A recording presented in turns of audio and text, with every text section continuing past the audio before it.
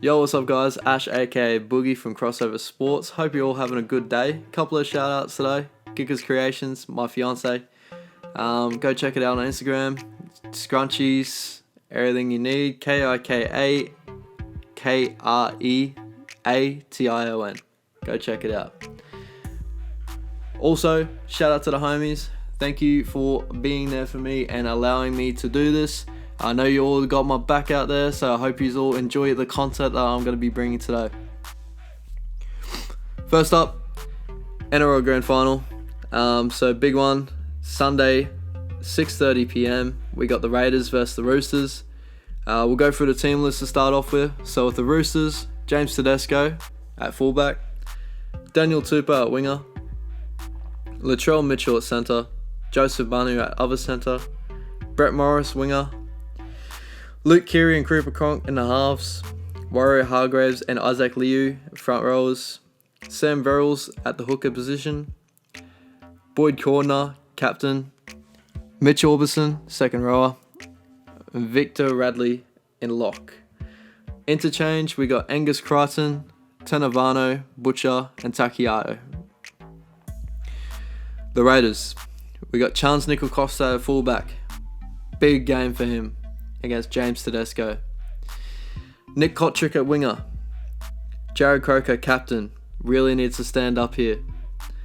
Joseph Leilua. Jordan Rapana. In the halves, Jack Whiten, Aiden Caesar. Josh Papali. Big Papa. Soliola. Josh Hodgson. John Bateman, Elliot Whitehead, Joseph Tarpany, and in the interchange, Bailey Simonson, Gula, Corey Horsburgh, and Dynamis Louis. So with this one, I'm going to sway towards the Raiders. I know that's a big one, but I really think that they're defensively a better team. They're not a better team, but defensively they are better. The Roosters go a bit hot and cold during games. It just depends on if the Raiders can actually step up and their big players like Hodgson, Josh Papali. We're talking Joseph Leilua. He needs to really stand up. Nickel Cockstad, he's been amazing all year. This is the game that you show that you are one of the best fullbacks in the game. James Tedesco, Cooper Cronk, name 1 to 13. The Roosters are amazing. The Roosters had one of the best seasons all year. They've been the best team. But I do think that the Raiders will get over them. It's going to be a close game to me. Let's get into some Daily M chat. So Daily M this year, I can't go past James Tedesco. If you guys have any other opinions, just chuck them down below if this is on YouTube. But really, he's been one of the best players all year. Coach of the year, Desi Hasler. What he's done for the Sea Eagles this year is pretty remarkable. I don't think anyone really had them in their top 8 this year. Fullback of the year, Tedesco.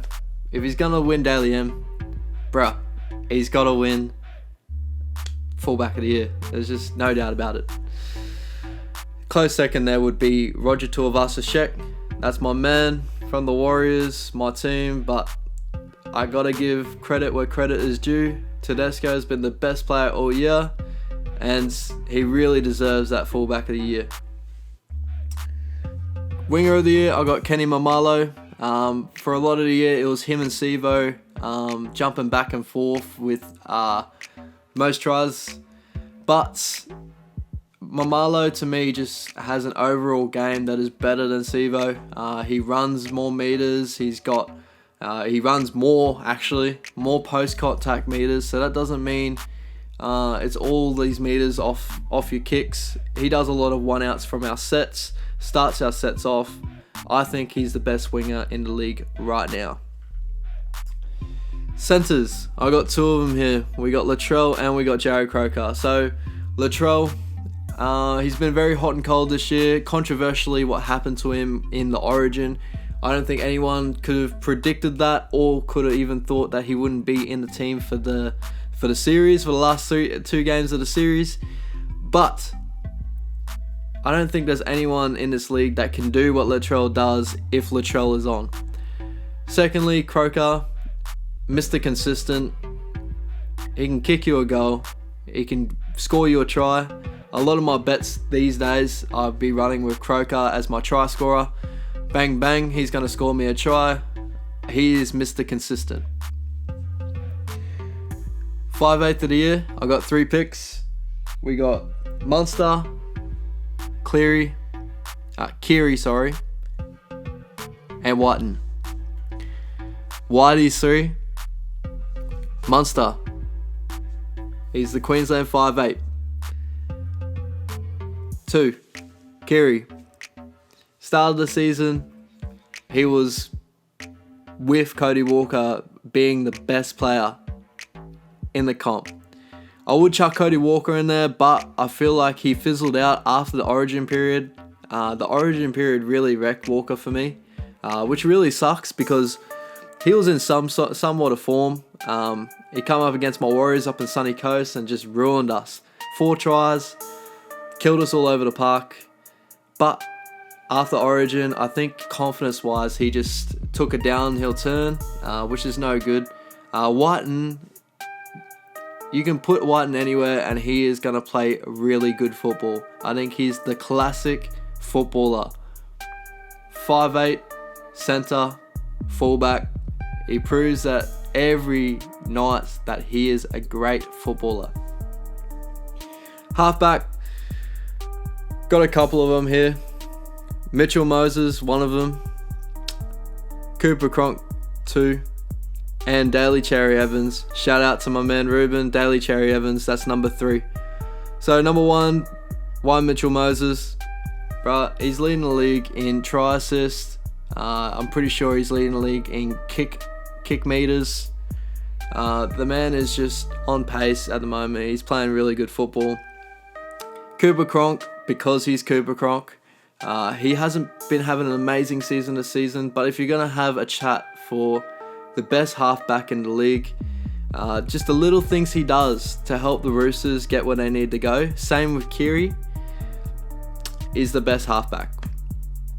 Number 3, Daly Cherry Evans. I could actually put him on, I reckon. He's been amazing all year. Even though Queensland lost in the State of Origin, he definitely showed that he deserved to be there. Hope he continues to be there. Hope we keep picking him. And what he did for the Seagulls this year with Desi Hasler, it's unmatched. I don't think any other half could have gotten into that predicament and done the same thing. Maybe a couple, maybe Cooper, but yeah. Proper year, Papali, Big Puppy. You know how we do it. I think he's definitely took his game to a whole new level this year. Pretty sure the last game of the finals, he played a good 60 minutes in that game, 70 minutes. I don't remember him being taken off for too long. But he just proved that he's a force to be reckoned with in this competition. If I was to pick any other prop, there'll be 2 more. Payne Haas and Adam Fanua-Blake. They've both been amazing this season. Adam Fanua-Blake, he's been great for the Sea Eagles. Such a powerhouse. And he's got great footwork for a big man. And Payne Haas, basically exactly the same thing. We're starting to see these massive forwards come into the league, have fitness and footwork. Alright, moving on. So hooker of the year. If I was to include final series, I would go Josh Hodgson. The only reason why I wouldn't put him through the season is because he hasn't been there for a whole season. And if I would go for a whole season, I'll put Damien Cook. He's just been amazing for the Rabbits. Breakout season, State of Origin hooker, just an amazing player. Second rower, John Bateman. I don't think anyone plays with more effort than John Bateman in this league. Tackles, runs hard, just the perfect second rower. If you're going to go anywhere else, Curtis Sirenen, he's been playing well at the moment. Kenny Bromwich has been amazing. Boyd Cordner. You got to put Boyd Cordner up there. I should have actually put him up there. Really, he's been amazing for the Roosters this year. The Mr. Consistent, always there, playing amazing football. Lock of the year, I got two of them: Jake Trbojevic and Cam Murray. Cam Murray, first off, for such. He doesn't look massive, but man, he can give those big boys a run for their money. Trbojevic, probably one of the best defensive players in the league, best defensive technique-wise in the league. He's been amazing for the Sea Eagles, and I really think he's more. Does all the little things for the Sea Eagles and helps them get to where they need to be more than DCE, more than Tommy Turbo. I think he is what the Sea Eagles are. Interchange of the year, I'm going Fainu. Probably been one of the best hookers in the league this year, and been the most consistent hooker for the Sea Eagles this year. Carousel's been hot and cold, injuries, and Fainu's always been there. Tackle breaks, line break assists. Tommy Turbo just running off his inside is just amazing to watch. He reminds me a lot of Isaac Luke. I wouldn't say he is Isaac Luke, but if he keeps working at it, he could be the same player as what Isaac Luke is. He is a bit bigger, but skillful wise, just as good, just as quick, just as strong. Yeah, he would be my interchange hooker or interchange of the year. To wrap it up, it's been a pretty good year for the NRL this year. I'd say Downs would be reffing this year. Reffing hasn't been that good, even through the finals this year. I'm a Warriors fan. Say that as you will, but even if I watch any other team this year, I can pick so many different instances where these referees do not seem confident in anything they say. And I don't believe in this whole two referee thing at the moment. I really think that it confuses everything too much, where you're starting to hear one referee at the moment go, penalty, and then the other referee is sitting there going, oh, no, maybe not. And that's the primary referee. So he changes his decision on what it is, and then they're both confusing each other. And then it's confusing the people that are actually watching the game and paying for the game. So to me, refereeing has been a real low point this year. It sucks to say, because I hope they get more confidence. I hope they go well. Like, you know, it's one of the worst jobs you could have. Like, honestly, you get so much backlash for it. But this year, I think the backlash is accounted for, because really, there's been so many games that have been changed or dictated on what the refs have done on that field. So as a fan, looking ahead, I hope they clear that up. Again, I know it's a really hard job, but if we want to be a professional league, I'd like to see more consistent refereeing. Alright, next up, I want to talk a little bit about NFL this year. I'm a bit late to the party at the moment, I know, but let's get straight into some NFL chat. First up, I want to go for the games that are coming up this week. So we got the Seahawks versus the Rams. It's going to be a great game. The Rams are playing not as good as what they played last year. I think their defense, it sucks to say, but their defense has taken a backward step. Aaron Donald's still there. Aqib Talib. Oh, they got so many great players there. I don't know what's going on with the Rams at the moment, but they're really hot and cold. And moving on, we got the Eagles versus the Jets. Panthers versus the Jaguars. Jaguars, new quarterback Gardner Minshew is looking good after the last two games. The Panthers, no Cam Newton till week 8. I'm pretty sure last time I've heard that. Don't quote me on that one, but big loss for the Panthers. No matter how good Allen plays at the quarterback position, Cam is a franchise quarterback. And when Cam is at helm at the Panthers, they have another dimension to their game. Not saying anything about Allen. Allen has been put in there and he's winning games at the moment. But I really think that Cam 100% is 100% better than Allen at quarterback. Alright, so moving on. The Giants versus the Vikings. Texans versus the Falcons. Big game there. Falcons have been very bad this year at the moment. Definitely not at the same level as what they used to be. I don't know whether there is something going on with the coaching staff there at the moment. I've heard a little bit of dysfunction going on. But the Texans, this is their game to show everyone they mean something in this competition. Last week against the Panthers, they couldn't get it done. JJ Watt looked really, really nice. But there's still just this one thing missing from the Texans that I don't know whether it is the running game. I think it is the running game.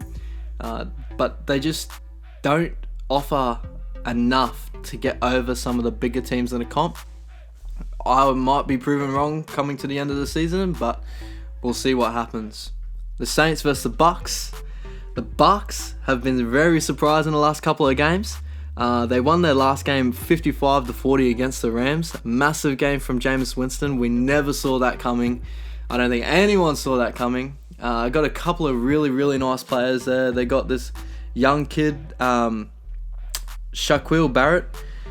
He's been amazing for him this year. I think he's leading the NFL for sacks at the moment. Yeah, 9 sacks. He's been killing it. I'm pretty sure I remember the game.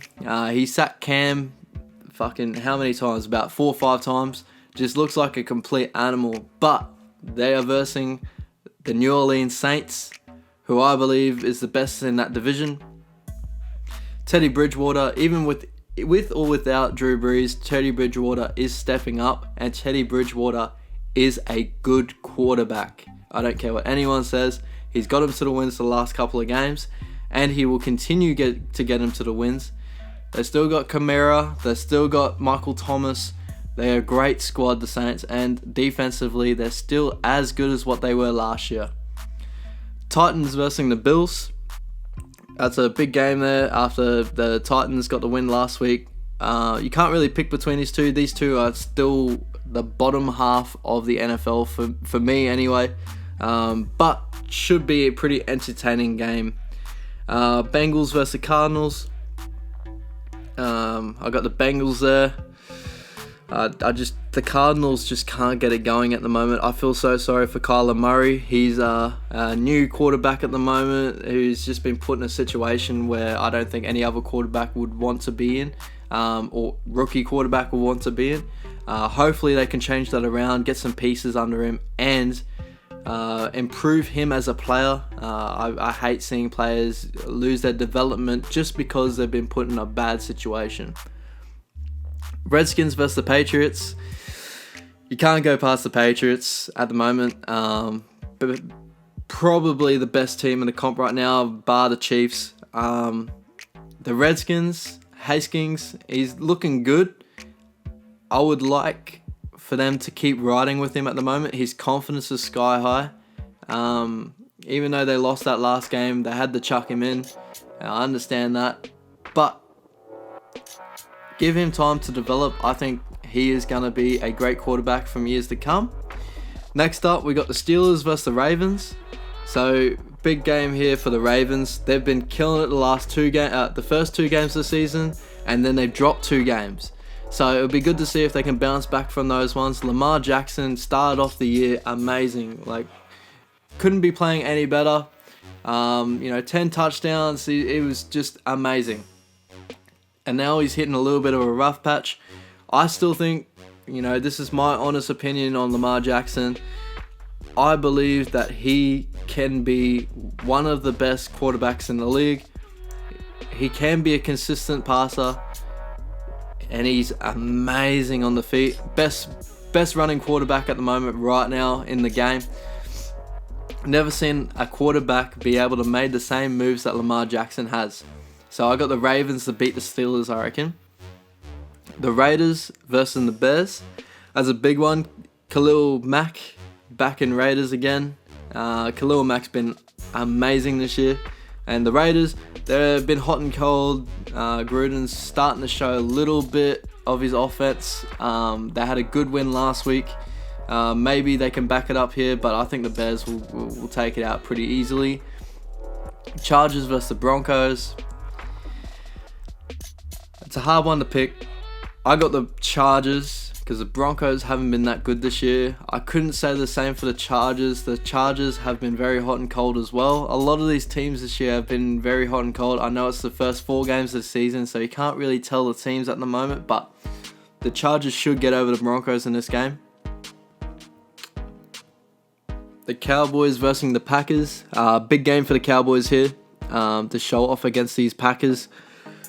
I expect a big game from Dak Prescott in this game. Hopefully to show out on the Packers defense. Ezekiel Elliott hopefully can get into his running game. The Packers. Cornerback looking nice. Quarterback hot and cold. We'll see how they go. Chiefs versus the Colts. The Chiefs, Patrick Mahomes, that's all I got to say. He's been amazing this year on a whole different level. Best quarterback in the game right now.